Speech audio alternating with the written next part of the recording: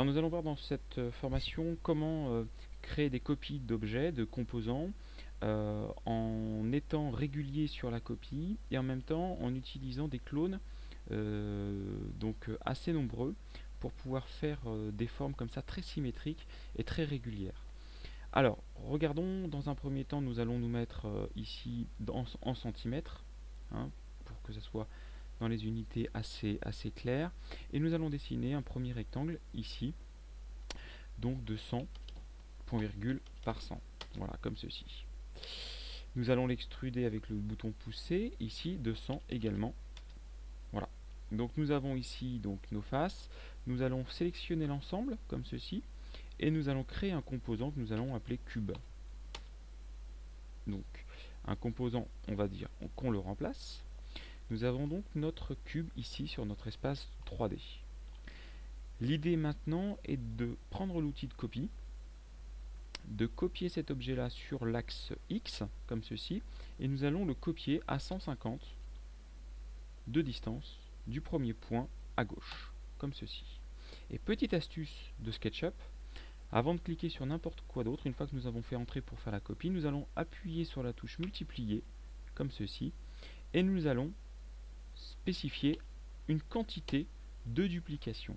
Et regardez bien, SketchUp nous crée des clones parfaits de la copie que nous venons faire et surtout avec un espace régulier entre chaque.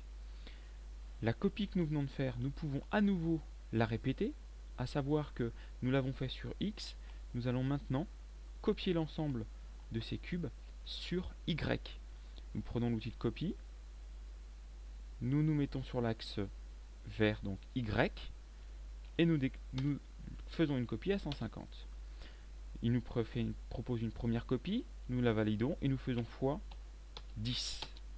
Ce qui nous permet ici d'avoir une première matrice sur le plan XY, donc vert et rouge ici, de sorte à avoir une copie très régulière. Nous allons faire une dernière fois cet exercice. Nous allons sélectionner maintenant l'ensemble, nous positionner dans le coin ici, sur ce point-là, prendre l'outil de copie, comme ceci, nous positionner sur l'axe Z ici, hein, comme ceci, voilà, hop, et taper 150. Entrée. Une fois que nous avons fait 150 entrées, nous faisons x10 à nouveau, et automatiquement, regardez la duplication qui est faite. Nous avons donc créé à partir d'un premier cube sous forme de composant, un cube qui a entre chaque niveau, ici, un espace régulier entre chaque. Très pratique lorsque nous modélisons en architecture, notamment les bâtiments d'extérieur, pour pouvoir positionner à la fois des fenêtres et des emplacements, notamment très réguliers.